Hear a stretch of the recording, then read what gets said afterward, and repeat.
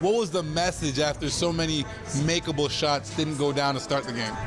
Our message was that the shots are going to fall. I mean, I think that, we couldn't miss as many bunnies, many point-blank shots as we did in that, the first quarter, the rest of the game. We missed a couple in the second quarter as well, but guys kept fighting, man, kept grinding it out. I think we got down 17 or whatever it was, and just, nobody hung their head, just continued to play. With the poise that we play with, continue to defend. And our goal for this game was to try to hold this team under 90. You know what I'm saying? I think that was everybody's been talking about how this team's putting up 130 and all these big numbers. And, we pride ourselves on being a really good defensive team. And I'm as proud as I can be of this group, man. They just continue to grind, play for each other, pull for each other, and make plays when we need them. I asked CJ if he was frustrated in the first half. He said he wasn't, but to me it looked that way. He said you guys didn't say anything to him during the halftime. Is that just a level of trust you guys have in what CJ brings to the table? Yeah, CJ, he plays with an edge. So, it's like he might seem like he's frustrated from the look on his face, but I need him with that. As long as he can, keep it under control, and I don't even mind the technical fouls for him, because that lets me know that he's engaged. He's into the game. It's his $50 if he want to throw it away. I'm not paying his fine for him, but it's just he brings an edge to this team that nobody else does. It's like we got guys that compete and play with toughness and play with heart, but when he's playing at a high level, we're a different team, and he's been playing at a high level for a pretty good stretch for us right now.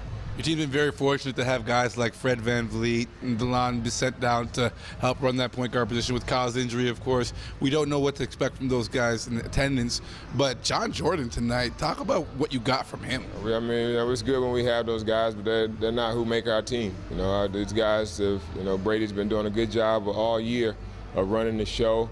John didn't have the minutes early on when we were getting some of the assignment guys, but as they, hadn't been coming, he's found the role. He's a rotation, a big-time rotation guy that we count on, not just for, his defense, but he has the ability to get in the lane and make plays for himself and make plays for others. So we're proud of his, his progression this whole year. All these guys have gotten better. I think that's, credit to our coaching staff, Nate, DG, Nikki, Donnie, Big John, Cabasio.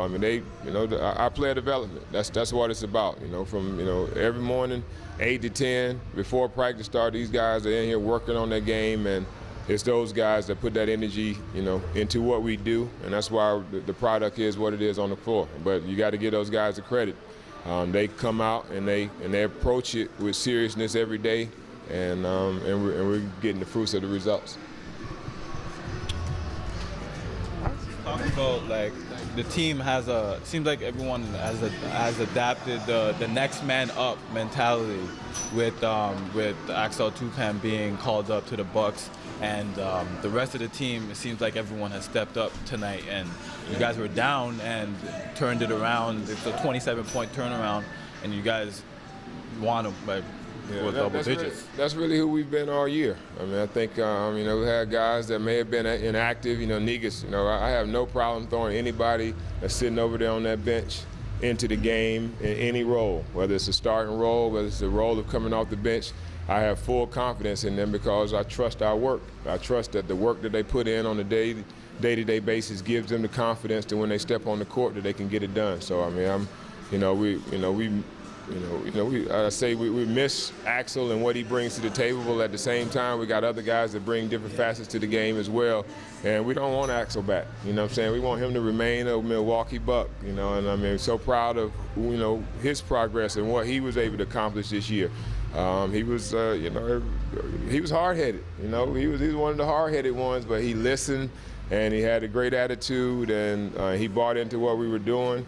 Didn't have the big numbers. He wasn't the highest on the list of the players to watch in the D-League. I think he was number 20 or something, but where is he at right now?